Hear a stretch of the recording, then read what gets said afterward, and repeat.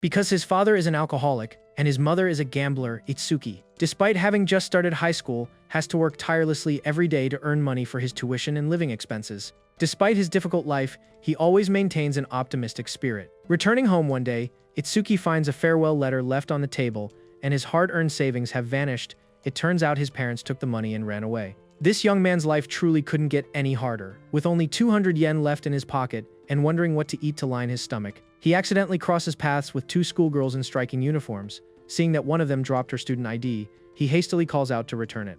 Unexpectedly, as the girl turns around, a group of kidnappers suddenly appears. Assuming Itsuki is involved with her, they grab him as well. Having just been abandoned by his parents and now getting kidnapped, his luck is worse than a dog's. Hearing the thugs mention Konohana, he realizes the girl sitting next to him is a wealthy heiress from an incredibly powerful family. But what kind of heiress is this? Right after being abducted, she completely nonchalantly asks to go to the restroom and innocently announces she is about to pee her pants. Even the kidnappers look at each other in bewilderment, wondering if they grabbed the wrong target.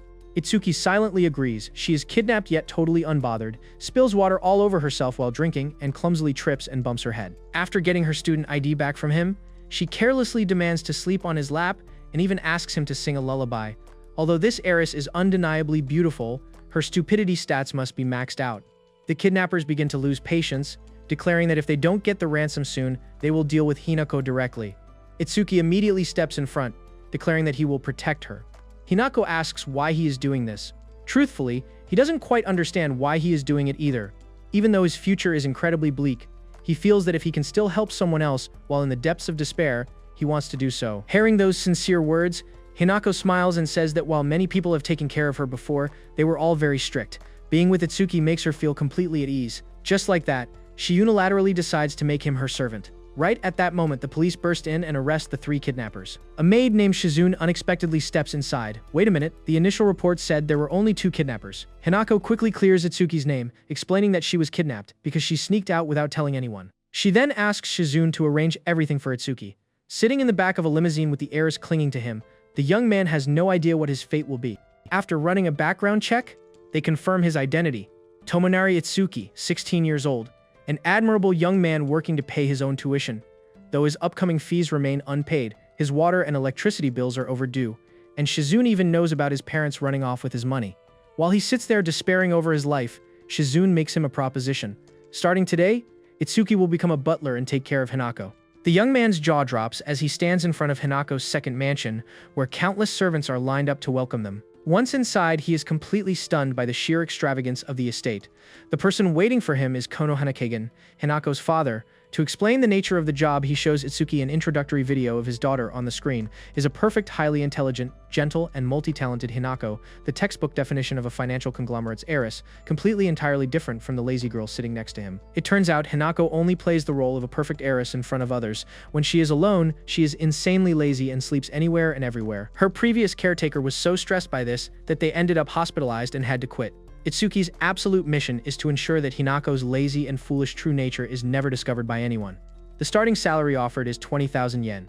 Seeing Itsuki hesitate, Mr. Kagan immediately bumps it up to 50,000 yen. The young man nearly faints upon hearing this, considering he only needs about 8,000 yen a month to survive. However, the chairman emphasizes that this money won't be easy to earn.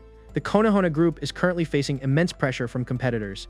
To maintain the family's prestigious reputation, Hinako must constantly uphold her flawless image so that she can eventually find a worthy husband.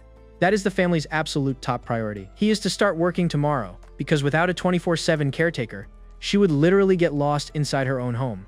Furthermore, he gives Itsuki a gentle warning. If he tries anything funny with his daughter, he won't just be castrated. He'll be sent straight to the afterlife. Because he needs to be by Hinako's side at all times, Itsuki is transferred to KU Academy, the most prestigious school around. To prevent any suspicion, he is given the fake identity of an heir to a technology conglomerate. Shizune then hands him a mountain of caretaking rules and the school's curriculum. As if that wasn't enough, he also has to study proper etiquette, manners, and self-defense skills. After a grueling day of being tormented by Shizune, he drags himself back to his room exhausted, only to unexpectedly find Hinako fast asleep right on his bed.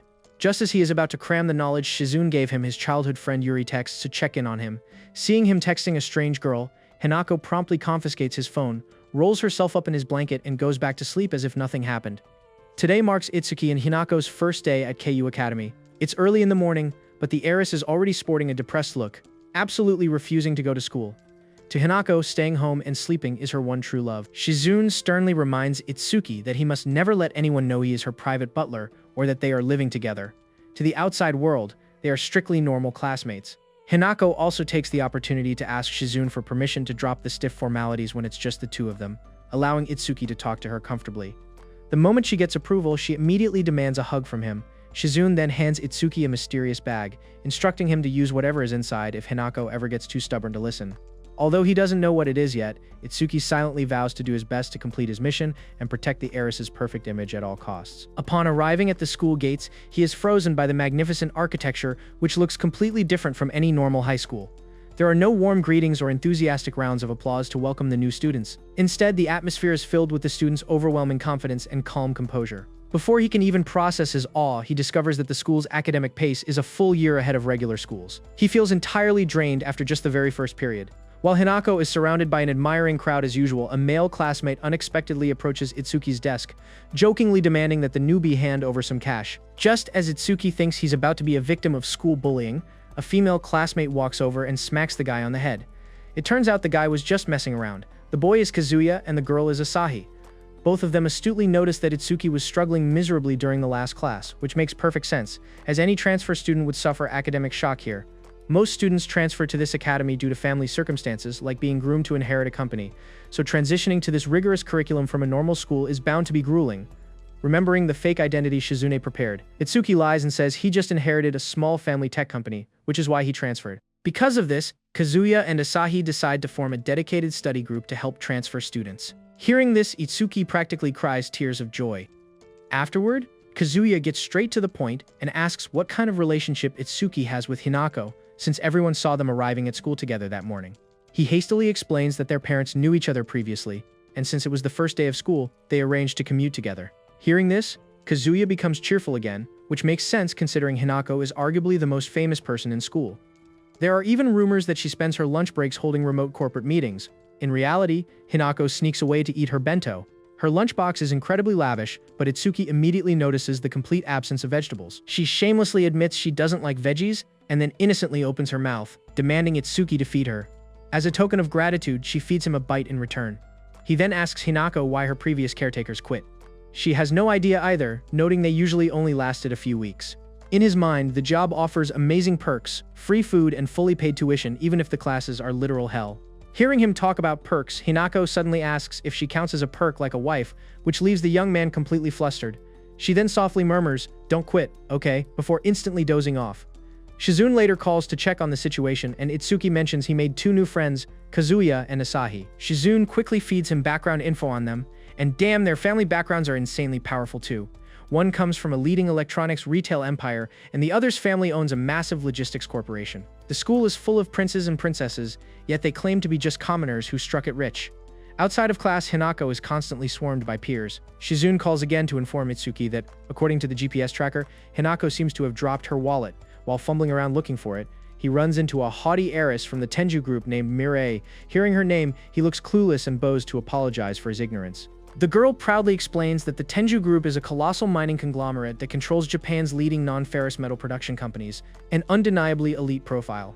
She then asks if Itsuki knows of the Konohana Group. When he immediately nods, she gets visibly salty, realizing that Hinako's family reputation has completely overshadowed hers. Getting back on track, Mireille asks what he is doing hovering outside the girl's restroom.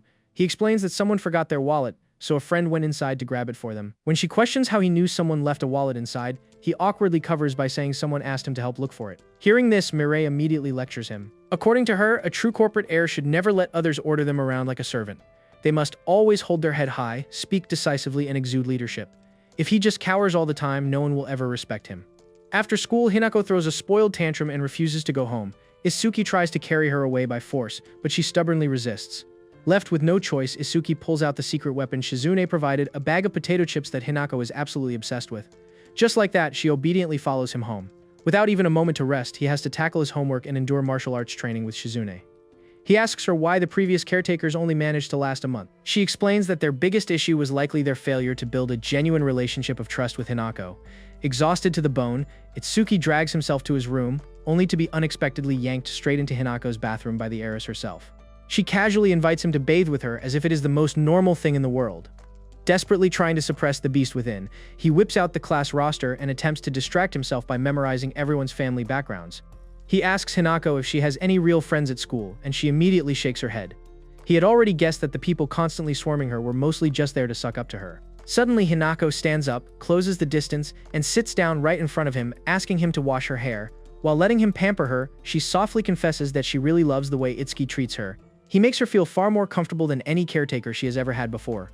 A little while later, Hinako carelessly complains that the swimsuit she is wearing in the bath is too hot. Before Itsuki can even recover his sanity, she drops the bombshell that she already told Shizune all about them bathing together. Well, that's it. His life as a man is officially over. Shizune even went as far as preparing a bottle of suppressants to keep his little brother from waking up.